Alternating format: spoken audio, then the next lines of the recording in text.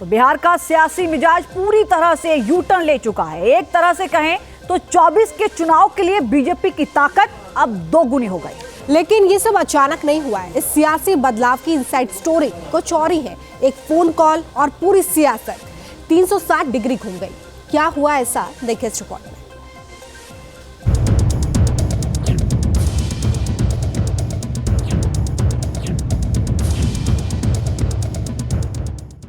नरेंद्र मोदी ने 5वीं बार नीतीश कुमार को पास कर दिया। मोदी के लिए नीतीश मजबूरी है या जरूरी है? मोदी क्यों नीतीश को बार बार ग्रीन सिग्नल दे देते हैं? बिहार में नंबर गेम में नीतीश तीसरे नंबर के नेता हैं।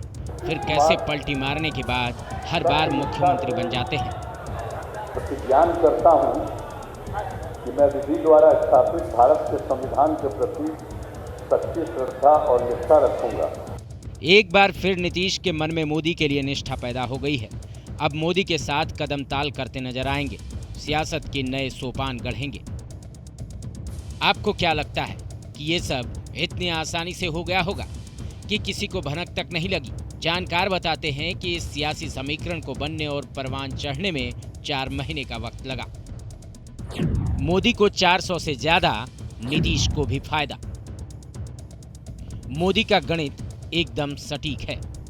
नीतीश कुर्मी जाति से आते हैं। कुर्मी जाति का यूपी बिहार की सियासत में अच्छा दखल है। यूपी में इस वक्त करीब 41 कुर्मी विधायक हैं। मोदी ने नीतीश को साथ लाकर यूपी और बिहार दोनों में ही कुर्मी जाति को साथ लिया। यूपी बिहार में 100% सीट जीतने की गारंटी मिल गई है। 2019 में जेडीयू को करीब 22% वोट मिला। जेडीयू ने 16 सीटें जीती। 2014 में जेडीयू को 16% वोट मिला। जेडीयू ने 2 सीटें जीती। 2009 में जेडीयू को 24% वोट मिला। जेडीयू ने 20 सीटें जीती। मोदी और शाह को पता है कि बिहार में नीतीश के साथ आने से वोट की ताकत बहुत बढ़ जाती है। बिहार में इस सियासी बदलाव की पटकथा को समझने के लिए आपको G20 सम्मेलन के दौरान की एक तस्वीर दिखाते हैं। यही वो मौका था जब ये स्क्रिप्ट लिखी गई। G20 में रात्रि भोज के दौरान बीजेपी के ही गिने चुने मुख्यमंत्रियों ने शिरकत की थी। इस तस्वीर में नीतीश कुमार पीएम मोदी की ओर देखकर हाथ जोड़कर उनका अभिवादन कर रहे हैं। पीएम मोदी और नीतीश के बीच सियासी बर्फ पिघलने की ये पहली तस्वीर थी। नीतीश की फ्रेंड रिक्वेस्ट पीएम मोदी ने की एक्सेप्ट। जेडीयू के अंदर लालू और तेजस्वी की हिमायत बढ़ रही थी। पार्टी को तोड़ने तक की कवायद की जाने लगी। वक्त रहते नीतीश सजग हो गए। तो देखिए किस तरीके से एक शपथ के साथ शतरंज के पासे बदल जाते हैं। इंडिया अलायंस का चेहरा बनते बनते कैसे एनडीए के साथ प्रधानमंत्री नरेंद्र मोदी के साथ नजर आ रहे हैं नीतीश कुमार। हालांकि इसकी बानगी तभी हो गई थी जब भारत रत्न का ऐलान किया गया, क्योंकि यहाँ पे देखिए जननायक कर्पूरी ठाकुर को भारत रत्न देने के लिए प्रधानमंत्री का कोटि कोटि धन्यवाद। तो पोस्टर के जरिए किस तरह से नए नारे गढ़े जा रहे हैं, बनाए जा रहे हैं और इसी तरीके से बदल रही है पटना के जरिए बिहार की पूरी समीकरण। क्योंकि यहाँ देखिए नीतीश सबके हैं। तब के मुख्यमंत्री और मौजूदा मुख्यमंत्री नीतीश कुमार पर बीते कुछ दिनों से दबाव था तब के डिप्टी सीएम तेजस्वी को मुख्यमंत्री बनाने का। और ये दबाव लालू प्रसाद यादव की तरफ से भी था। लालू चाहते थे कि नीतीश केंद्र की सियासत करे और उनका बेटा तेजस्वी संभाले राजगद्दी पटना यानी बिहार की मुख्यमंत्री के तौर पर। लेकिन नीतीश कुमार को इस बात का अंदाजा हो गया था कि इंडिया अलायंस गठबंधन में केंद्र के रास्ते मुश्किल है और केंद्र की राजनीति उनके लिए मुफीद साबित नहीं होगी। बताया जा रहा है कि महागठबंधन में बढ़ती दूरियों के बीच दिल्ली से पटना आई एक फोन कॉल ने नीतीश का रास्ता बदल दिया। पटना में बड़े संवैधानिक पद पर बैठे व्यक्ति से मिलने पहुंचे नीतीश, जहां कॉल आई और अमित शाह से नीतीश की 18 मिनट तक बात हुई, जिसके बाद नीतीश कुमार का रुख बदल गया। जननायक कर्पूरी ठाकुर को भारत रत्न दिए जाने पर नीतीश कुमार ने पीएम मोदी को धन्यवाद दिया। साथ ही परिवारवाद का मुद्दा उठाकर महागठबंधन से दूरी बनाने का इशारा कर दिया था।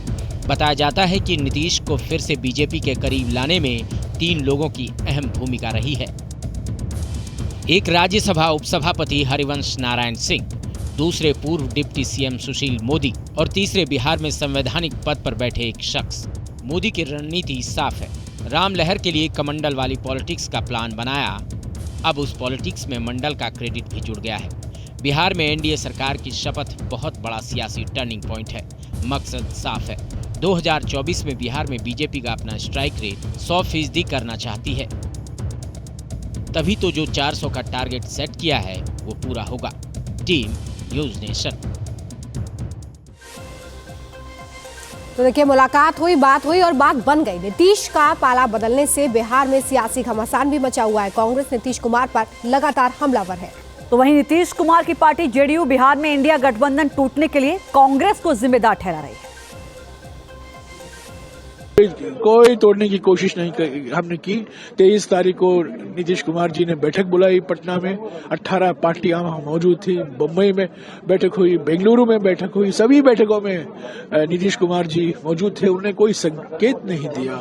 पर बिहार में कई नेता मौसम वैज्ञानिक होते हैं। बिहार में कुछ ऐसे नेता हैं, आया कुमार, गया कुमार, जो गिरगिटों का वो कड़ी मुकाबला देते हैं, वो कड़ी टक्कर देते हैं। पर यह अफसोस की बात है कि आखिरी वक्त पर उन्होंने हमारा हाथ छोड़ा। ये बिल्कुल विश्वासघात है। 1.5 वर्ष की लंबा अंतराल और माननीय नीतीश कुमार जी के पहल पर इंडिया ब्लॉक बना। कांग्रेस के बगैर विपक्षी एकता की बात अगर देश के अंदर कोई किया तो माननीय नीतीश कुमार जी ने किया। लेकिन कांग्रेस पार्टी का जो मूल चरित्र है उसमें कोई बदलाव नहीं आया। तो क्षेत्रीय पार्टियों का सम्मान करना इनके राजनीति का डीएनए नहीं है। तो स्वाभाविक है, जो हश्र होना था वो राहुल गांधी जी जा रहे हैं बंगाल, तो ममता बनर्जी जी अलग। बिहार में इनका गृह प्रवेश होने वाला है तो माननीय नीतीश कुमार जी अलग। तो कांग्रेस अपनी दुर्गति के लिए खुद जिम्मेवार है। ज्यादा जानकारी के साथ पटना से संवाददाता राहुल डबास हमारे साथ जुड़ गए। सीधे राहुल का रुख करते हैं। देखिए राहुल, अब से कुछ महीने पहले जो कुछ तत्कालीन स्पीकर विजय सिन्हा के साथ हुआ था वही हो रहा है अवध चौधरी के साथ। आज क्या तस्वीर उभर सकती है?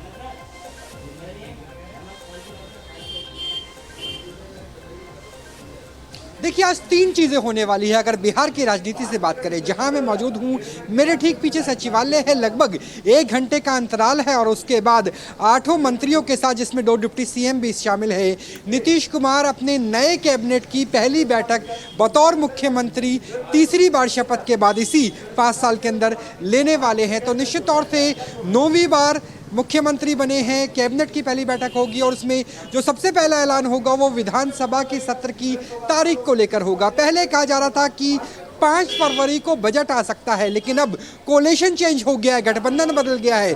डबल इंजन की सरकार की बात कल जेपी नड्डा भी कह के गए थे। तो ऐसे में क्या बजट सत्र कुछ खिसकाया जा सकता है? कुछ केंद्र सरकार की नीतियां, नरेंद्र मोदी के फेस वैल्यू, डबल इंजन के लिहाज से भी कुछ नीतियों को लाया जा सकता है। एक सवाल ये रहेगा, एनके यादव हो सकते हैं नए स्पीकर, उनके लिए एक तरीके से सहमति बन चुकी है और वो निश्चित तौर से एक फेस के तौर पर भी है। यादव समाज से आते हैं, 2024 का चुनाव है, एलओपी नेता प्रतिपक्ष रह चुके हैं, 2 बार बिहार बीजेपी के अध्यक्ष भी रह चुके हैं। उसमें सहमति बनेगी और यह भी संभावना है कि जेडीयू के नेताओं की सुरक्षा कम भी कर दी जाए। चलिए राहुल, आगे भी अपडेट आपसे लेंगे।